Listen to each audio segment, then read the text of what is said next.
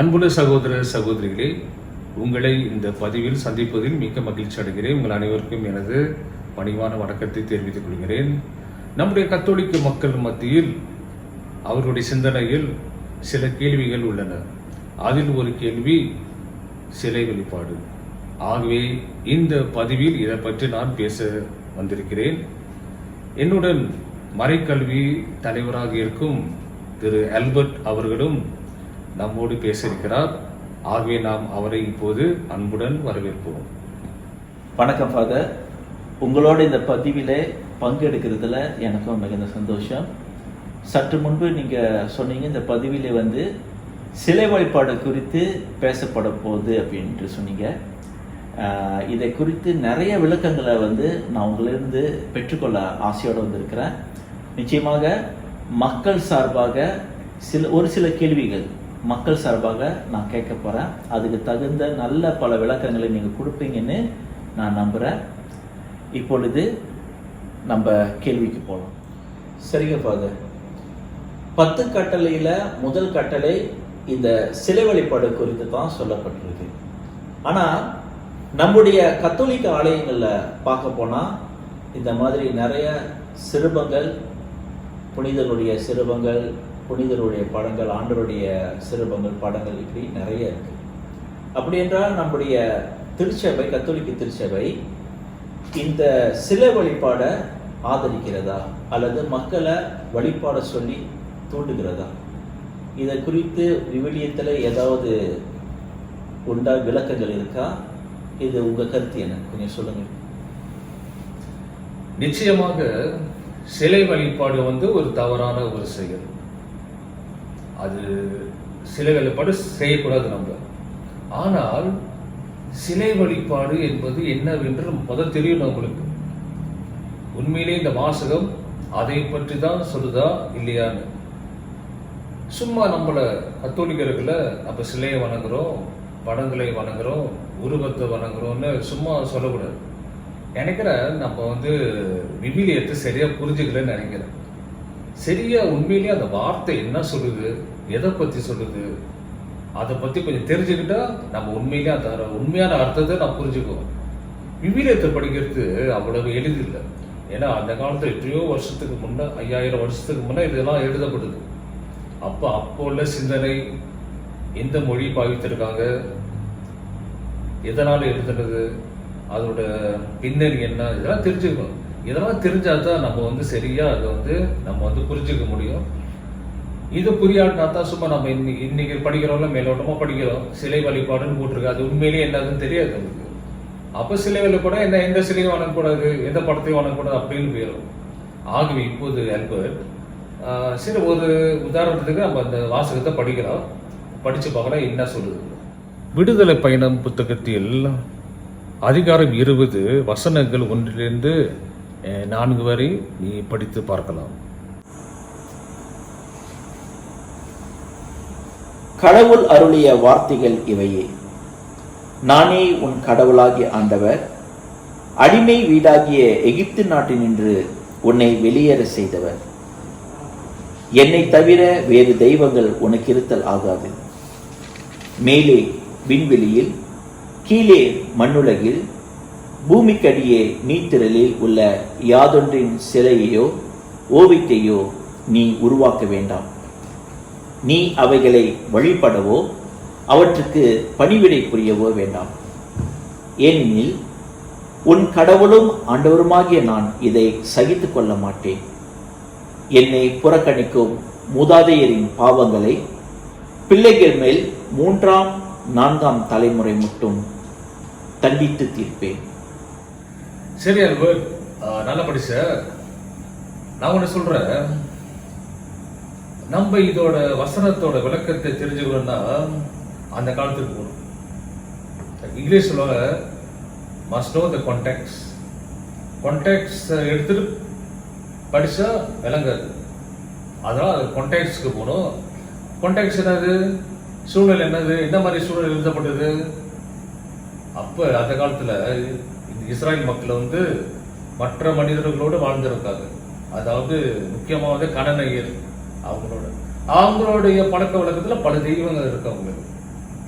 அப்போ அவங்கள வந்து பாம்பு கும்பிடுவாங்க, பல சிலைகளை கும்பிடுவாங்க, அஷீரா, பாலா என்ற பல தெய்வங்களை வச்சிருக்காங்க. அப்ப அந்த தெய்வங்கள் சில உருவங்களை பதிச்சிருக்கு. கட்டையில செஞ்சிருப்பாங்க, இல்லது கல்லில் செஞ்சிருப்பாங்க. அப்ப அதை வந்து வணங்குவாங்க. அப்ப இந்த இஸ்ராயல் மக்கள் அவங்க மத்தியில வாழ்றாங்க. அவங்க மத்தியில வாழும்போது சில இஸ்ராயல் மக்கள் வந்து அது மேல ஆசை கொண்டு அந்த பக்கம் போனது இருக்கு. இதை குறித்து தான் இந்த கட்டளை எழுதப்பட்டது. அதாவது கடைசியில போட்டிருக்க அந்த வார்த்தை, யாவே கடவுள் மற்ற மதத்துக்கிட்ட போறத சகித்து கொள்ள மாட்டார் அப்படின்னு போட்டிருக்குல்ல. அப்படின்னா என்ன அர்த்தம்? யாவே கடவுள் மக்கள் மற்ற தெய்வங்களை வணங்குறது பிடிக்கல, அவருக்கு ஆத்திரப்படுறாரு. அதான் அர்த்தம். அப்ப சிலைய பத்தி ஒண்ணும் இல்லை, உருவத்தை பத்தி இல்லை. சிலை வழிபாடு என்பது கடவுளை விட்டுட்டு வேற தெய்வத்தை போறது, அதான் சிலை வழிபாடு. சரிங்க ஃபாதர், நல்ல ஒரு விளக்கத்தை சொன்னீங்க.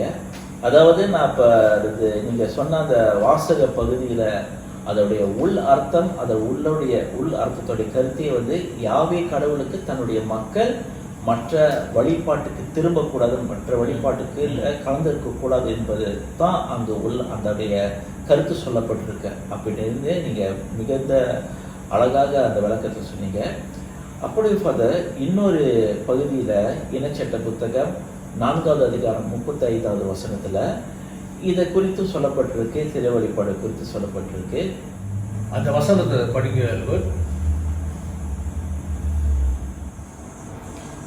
ஆண்டவரே கடவுள், அவரை தவிர வேறு எவரும் இல்லை என நீங்கள் அறிந்து கொள்ளும்படியாக இவை உங்கள் கண்முன் நிறைவேற்றப்பட்டன. நன்றி அல்பர்ட், நல்லா படிச்சுங்க. அப்போ ஒரு வாசனம் அதுல வருது, யாவே கடவுள் மட்டும்தான் உண்மையான கடவுள், அவரை தவிர வேறு கடவுள் இல்லை என்று. இதன் உண்மையான அர்த்தம் என்னது? உண்மையான அர்த்தம் வந்து இஸ்ராயல் மக்கள் வாழும் அந்த சூழ்நிலையில் இந்த கானானியர் வழிபடும் தெய்வங்கள் சொன்னல, அப்ப யாவையோட அவங்களுக்கு ஈடு இணையே இல்லை.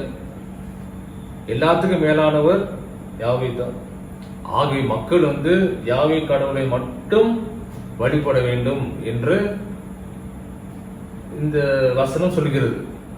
அதே போல ஒன்று புரிஞ்சுக்கணும், இந்த யாவை கடவுள் தான் இஸ்ராயல் மக்களை அடிமைத்தனத்திலிருந்து காப்பாற்றியவர். விடுதலை பயணத்தில் அதிகாரம் 19 வசனம் 4 இது சொல்லப்பட்டிருக்கு. அதாவது கடவுள் இந்த இஸ்ராயல் மக்களை கழுகு மாதிரி தூக்கி இந்த புதிய நிலத்தில், அதாவது தேர்ந்தெடுக்கப்பட்ட நிலத்தில் கொண்டு சேர்த்தார் என்று. ஆகவே இது என்ன காட்டுதுன்னா, கடவுள் அவ்வளவு வல்லமை உள்ளவர், கழுகு மாதிரி தூக்கிட்டு வந்துட்டாரு. இந்த கானானியரோட கடவுள்கள் ஒண்ணுமே செய்ய முடியாது. அவங்க கட்டையில செஞ்சிருக்கலாம் இந்த சிலைகள், அல்லது மண்ணுல செஞ்சிருக்கலாம், கல்லுல செஞ்சிருக்கலாம், அப்படியே நிற்கும். ஒண்ணுமே அசையாது, ஒன்றும் இல்லை, அப்படியே நிற்கும். இதை காட்டுறதுக்கு தான் இந்த வசனம். நம்ம கடவுள் யாவை கடவுள் அப்படி இல்லை. யாவை கடவுள் ஒரு வல்லமை உள்ள கடவுள், அப்படியே தூக்கி மக்களை கொண்டாந்துட்டார். அப்ப இதுலயே இதான் அர்த்தம். மக்கள் வேறு தெய்வங்கிட்ட போகக்கூடாது, வேற வழிபாட்டுக்கு போகக்கூடாது. யாவே கடவுள் அவர் தான் காப்பாத்தினார்ல, அவர் கூட இருக்கணும், அவர் தான் வணங்கணும், அவர் தான் வழிபடணும் என்ற கருத்தை தான் இதை முன்வைக்கிறது. இங்க சிலைய பத்தியோ உருவத்தை பத்தியோ ஒண்ணும் இல்லை. அப்படி கடவுள் சிலையை உருவமைக்க கூடாது, வணங்கக்கூடாது என்று சொன்னால் அப்புறம் என்னத்துக்கு இந்த வசனம்? இந்த வசனத்தை பாரு, விடுதலை பயணம் 25:18 20 வரைக்கும் இதை படிச்சு பாரு. இரு பொன் கெருபுகளை செய்த வேண்டும்.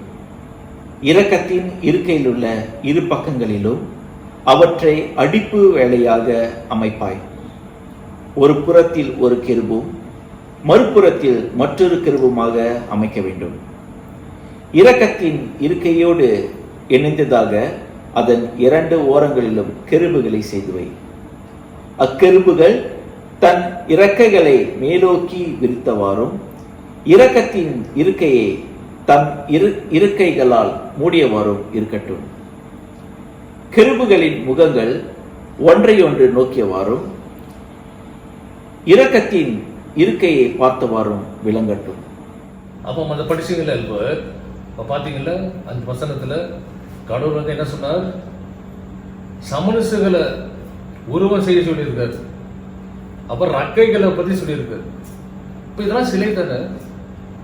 அப்ப கடவுள் வந்து முதல் சிலையை செய்யக்கூடாது, வணங்கக்கூடாது சொன்னவர் ஏன் அப்படி செய்ய சொன்னார்? அதே மாதிரி இன்னொரு வசனம் இருக்கு. அதாவது 1 குறிப்பேடுல 18 19 வசனம், அதையும் படிச்சு பாருங்க.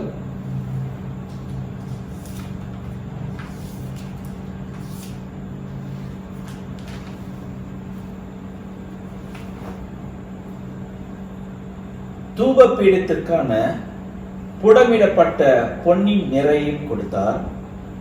இறக்கைகளை விரித்து ஆண்டவரின் உடன்படிக்கை பேழையை மூடும் பொற்கெருபுகளை கொண்ட பொன் தேரின் மாதிரி வடிவத்தையும் கொடுத்தார்.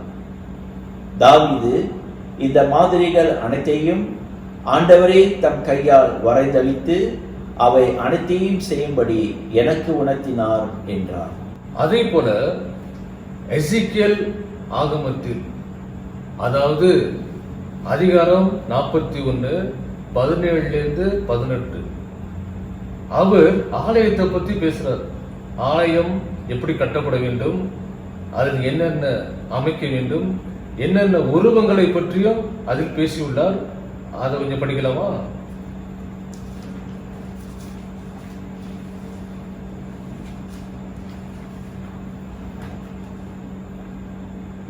வாயிலிருந்து உள்குடம் வரையிலும் வெளியேயும் சுற்றியுள்ள சுவர்களில் உள்ளேயும் வெளியேயும் கெருபுகள் பேரீச்ச மரங்களின் வடிவங்கள் இருந்தன.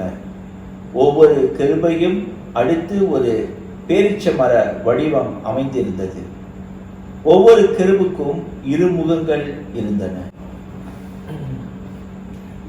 அப்ப இதுலயே நம்ம பார்க்கிறோம், 2 சமணசுகளை உருவாக்க வேண்டும், எவ்வாறு ஆலயம் அமைக்கப்பட வேண்டும். அப்ப இங்கே உருவம் இருக்கு. ஆல்பர்ட், இன்னொரு அற்புதமான வசனம் ஒண்ணு இருக்கு. எதுலன்னா எண்ணிக்கை ஆகமத்துல அதிகாரம் 21 8 9. இது ரொம்ப அற்புதமான ஒரு வசனம். ஆகவே இதையும் நீங்க படிச்சு பார்க்கல.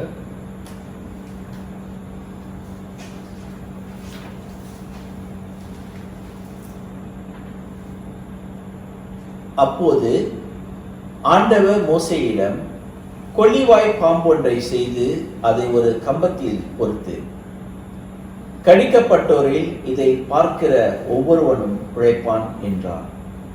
அவ்வாறே மோசே ஒரு வெண்கல பாம்பு ஒன்று செய்து அதை ஒரு கம்பத்தில் பொருத்தினார். பாம்பு கடித்த எந்த ஒரு மனிதனும் இந்த வெண்கல பாம்பை பார்த்து உயிர் பிழைப்பான். ஆகவே இதுல என்ன பார்க்கிறோம்? ஒரு வெண்கல பாம்பு, அது உருவம் தானே. அப்ப கடவுள் வந்து சில உருவங்களை நாம் சடங்கிற்காக பயன்படுத்தலாம். அப்ப இது நல்ல ஒரு உதாரணம். அப்ப நம்ம புரிஞ்சுக்கணும் இது. அப்ப கடவுள் என்ன சொன்னார்னா, அந்நிய தெய்வத்துக்கிட்ட போவாத, மற்ற தெய்வங்களை வணங்காது. இதுதான் அதோட அர்த்தம். நீ உருவத்தை செய்யக்கூடாது, எந்த சிறுபத்தியும் செய்யக்கூடாது, அதெல்லாம் ஒன்றும் இல்லை. அதான் சில பேர் அதை புரிஞ்சுக்க மாட்டாங்க. நம்மளும் நல்லா இதை புரிஞ்சுக்கணும். கத்தோலிக்கர்கள் நாம் அனைவரும் நம்முடைய ஆலயங்களில் சிறுபங்கள், படங்கள், இந்த மாதிரியானதெல்லாம் பயன்படுத்துகிறோம்.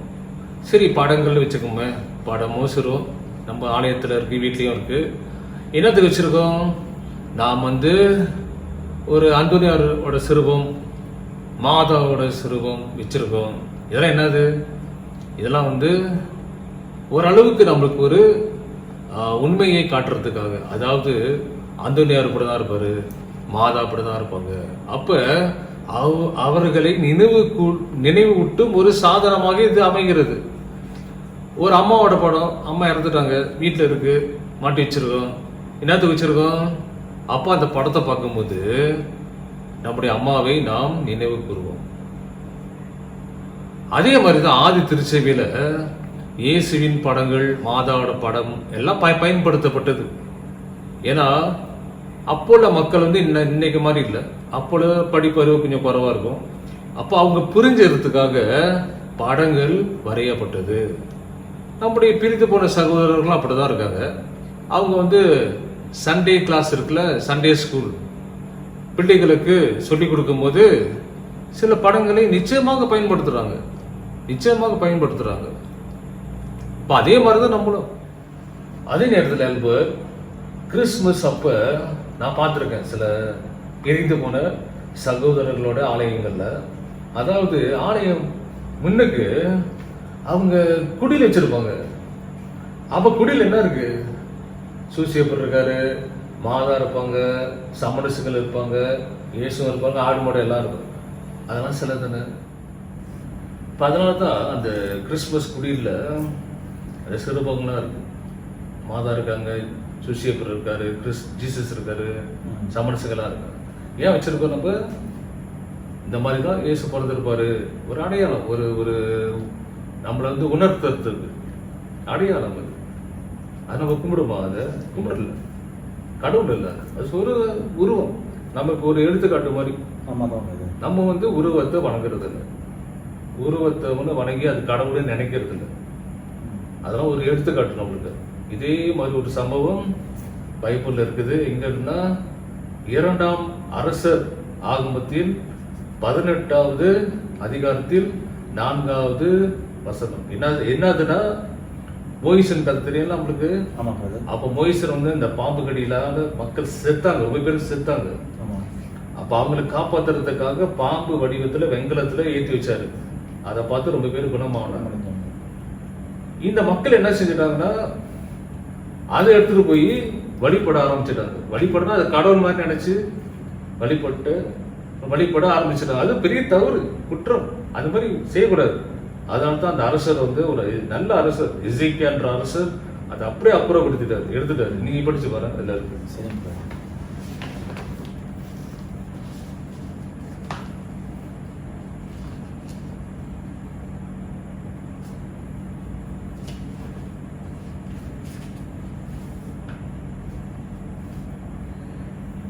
அவர் தொழுகை மேடுகளை அழித்து நடுக்கற்களை தகர்த்து அசேரா கம்பத்தையும் வெட்டி வீழ்த்தினார்.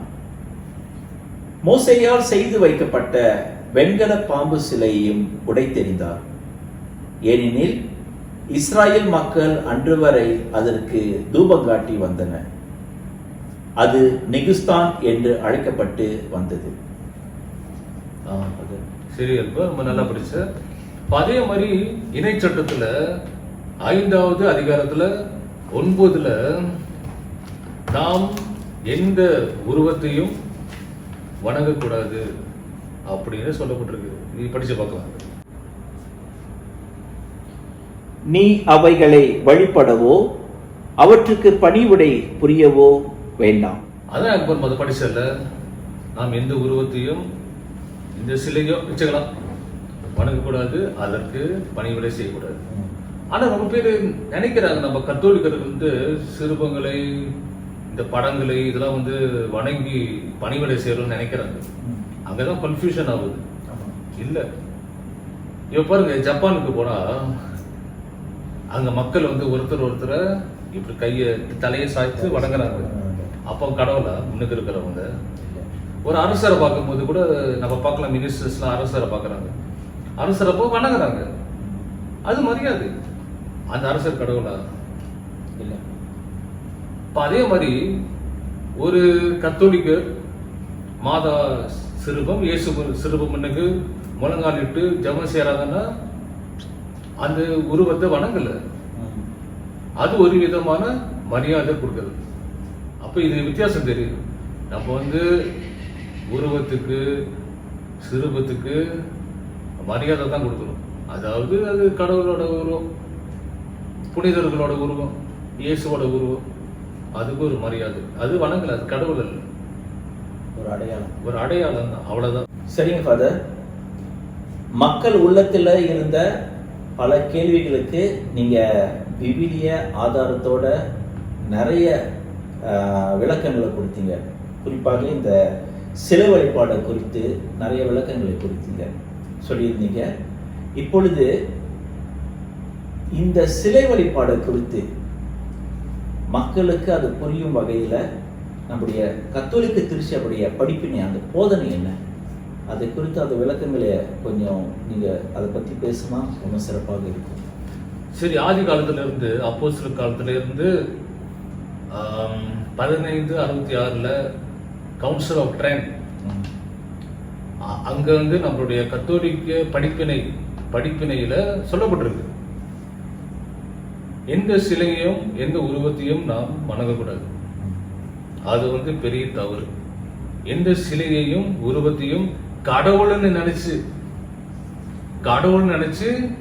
வணங்குறது இல்லை. இப்ப நம்ம வீடுகள்ல சிறுமம் இருக்கு, படங்கள் இருக்கு, இல்லை அடையாளம் ஒரு அடையாளம், நமக்கு ஒரு உதாரணம். நம்ம பார்க்கிறோம், இயேசு பிடிப்பாரு, மாதா அப்படி இருப்பாங்க, அந்தோனியார் இப்படி இருப்பாங்க, அவ்வளவுதான். தவிர அது கடவுள் இல்லை. அதுக்கு வந்து ஆராதனை செலுத்தக்கூடாது, அதை போய் கும்பிடக்கூடாது. கடவுள் நினைச்சுதான் சர்ச் சொல்லுது. சர்ச்சோட படிப்பினை இது. அதனால கத்தோலிக்கிறதா இருக்கும்னா இந்த மாதிரி சிலை வழிபாடு நம்ம செய்யறோம் அப்படி எப்படின்னு சொல்றாங்கல்ல, நம்மளாம் பைபிள் படிக்கிறது இல்லை, சரியா பைபிள் படிக்கிறது இல்லை. பைபிள் படிக்கிறது வந்து சாமானியமான விஷயமே இல்லை, சாமானியமான விஷயம் இல்லை. ஏன்னா இந்த மாதிரியான ஒரு கஷ்டமான ஒரு வசனங்கள், இந்த மாதிரி சிலை வழிபாடு, நம்ம சொன்னோம்ல விடுதலை பயணத்துல எப்படி 10 கட்டளையில எழுதப்பட்டது, இதுக்கெல்லாம் வந்து நம்ம வந்து படிக்கிறோம்னா உண்மையிலேயே வந்து அந்த காலத்துக்கு போகணும். அந்த காலத்தோட சூழ்நிலைக்கு, அந்த காலத்தோட எப்படி யோசனை பண்ணாங்க, அந்த காலத்தோட கல்ச்சரல் சிச்சுவேஷன் சொல்றாங்கல்ல, அதெல்லாம் பார்த்துக்கணும். நம்ம மொழி அந்த மொழி என்ன மொழி பயன்படுத்தப்பட்டது, இது வந்து ஒரு பைபிள் ஸ்டடி. பைபிளை வந்து ஆராய்ச்சி பண்ணணும். அப்ப ஆராய்ச்சி பண்ணும்போது தான் உண்மையிலேயே நம்ம அதோட பொருள் என்ன, அது ஆழமான பொருள் என்னன்னு நம்மளுக்கு தெரியும். அப்ப நம்ம டப்னு யாரு சொல்றாங்க கேட்க முடியாது, மேலோட்டமா படிச்சுட்டு நம்ம அர்த்தம் சொல்ல முடியாது. நம்ம கிட்ட தமிழ் பைபிள் இருக்கு, ஆங்கில பைபிள் இருக்கு. உண்மையிலேயே வந்து பழைய ஏற்பாடு எபிரேய மொழியில் எழுதப்பட்டது. அப்போ உண்மையிலேயே வந்து கத்தோலிக்க ஆராய்ச்சியாளர்கள் இந்த மொழியை கத்துக்கிறாங்க. இந்த மொழியை கத்துக்கிறதுனால அது உண்மையான அந்த அர்த்தத்துக்கு போய் அந்த என்ன சொல்றது அதுன்னு கண்டுபிடிக்கிறாங்க. அதனாலதான் நம்ம வந்து தெரியும், நம்மளுக்கு வந்து நம்ம வந்து சிலை வழிபாடு செய்யல, உருவம் வழிபாடு செய்யல, அத கடவுளா நினைக்கல. அதான் ஒரு அடையாளம், ஒரு உதாரணம். நம்ம பிள்ளைங்களுக்கு உதாரணம். சின்ன பிள்ளைங்க வளருதுங்க, ஏதாச்சும் பார்க்கணும்ல, ஒரு படம் இருக்குல்ல, சண்டே ஸ்கூல்ல கெனிசம் கிளாஸ்ல படம் புக்கில் படம்லாம் இருக்குல்ல, அது மாதிரி தான் நம்ம ஆலயத்துக்கு வரும்போது சிறுபாங்கெல்லாம் இருக்கு. இவங்களாம் யாரு? நம்மளுடைய நண்பர்கள், மோட்சத்துல இருக்காங்க, நமக்காக வேண்டிக்கிட்டு இருக்காங்க. அவங்க கடவுள் வாழ்க்கையை வாழ்ந்தாங்க, ஒரு வெற்றிகரமான ஒரு வாழ்க்கையை வாழ்ந்திருக்காங்க. வாழ்ந்ததுனால அவங்க கடவுளோட மோட்சத்துல இருக்காங்க. நாமும் ஒரு நாள் மோட்சம் அடையலாம், இவர்களை கூட வாழலாம் என்று நமக்கு வந்து உணர்த்துறாங்க. இதான் அர்த்தம். அதே நேரத்துல சிலை வழிபாடு என்று சொல்லும்போது நம்ம வந்து இந்த சிலையை வணங்குறது அது மட்டும் இல்ல. நான் என்ன சொன்னேன், சிலை வழிபாடு அர்த்தம் என்னது? கடவுளை விட்டு விலகி கடவுளை தவிர்த்து வேற எதையும் வணங்குறது, வேற தெய்வங்களை வணங்குறதும் உண்டுதான். அதே நேரத்தில் கடவுளை விட்டுட்டு பணம் மேல அதிகமான ஆசை, பதவி ஆசை, பொருள் ஆசை, மற்ற ஆசை, பொருள் ஆசை, மற்ற என்ன ஆசையோ அது கடவுளை வழிபடுறது தடையாக இருக்கும்போது அது ஒரு சிலை வழிபாடு. அதோட உள்கருத்து ஆழமே இதுதான். கடவுளை விட்டுட்டு நீ வேற எதையோ அதுக்கு மேல கடவுளுக்கு மேல வச்சு அதை வணங்கிக்கிட்டு அதை கொண்டாடிக்கிட்டு அதான் வாழ்க்கையின் ஆதாரம் நினைச்சுக்கிட்டு வாழ்றது தான் உண்மையிலேயே சிலை வழிபாடு. சிலையை வணங்குறது மட்டும் இல்லை. ஆக இதை நல்லா புரிஞ்சுக்கணும் நம்ம. ஆகிய நம்மளுடைய கத்தோலிக்க மக்களும் இதை நல்லா புரிஞ்சுக்கிட்டாங்கன்னா அவங்களுக்கு தெரியும் கடவுள் தான் எல்லாம், எல்லா ஆராதனையும் புகழும் கடவுள் கொண்டிதான், மற்றதுக்கு எதுக்குமே இல்லை. நம்ம வீட்டில் இருக்கிற சிறுபங்கள் படங்கள் எல்லாம் வந்து ஒரு உதாரணம், ஒரு வழிகாட்டி. நம்ம சர்ச்சில் இருக்கிற சிறுபங்கள் எல்லாம் ஒரு உதாரணம், ஒரு வழிகாட்டி. எங்க என்னத்துக்கு வழிகாட்டுறது? நம்ம கடவுள்கிட்ட போறதுக்கு, கடவுள்கிட்ட போறதுக்கு ஒரு வழிகாட்டியா இருக்குது. ஆகவே இதுதான் கத்தோலிக்க திருச்சபை கற்றுக் கொடுக்குது, போதிக்குது. இதை நாம் மக்கள் எல்லாரும் புரிந்து கொள்ளணும், மற்றவங்களும் இதை புரிந்து கொள்ளணும்.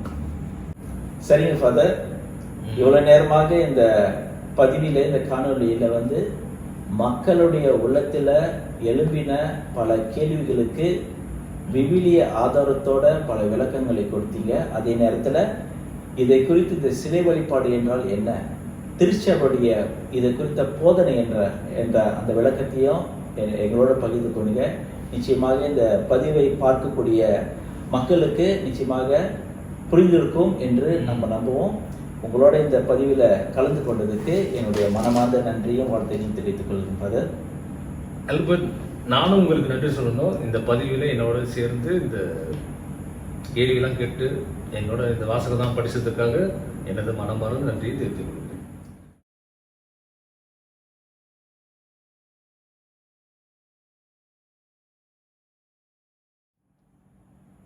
அன்புள்ள நண்பர்களே, இதுவரையில் என்னோட பதிவை பார்த்துருக்கீங்க.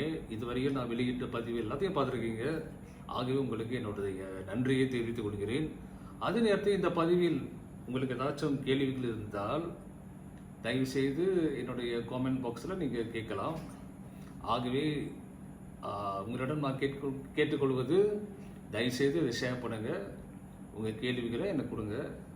ஆகிய உங்கள் அனைவருக்கும் எனது மனமார்ந்த நன்றியை தெரிவித்துக் கொள்கிறேன்.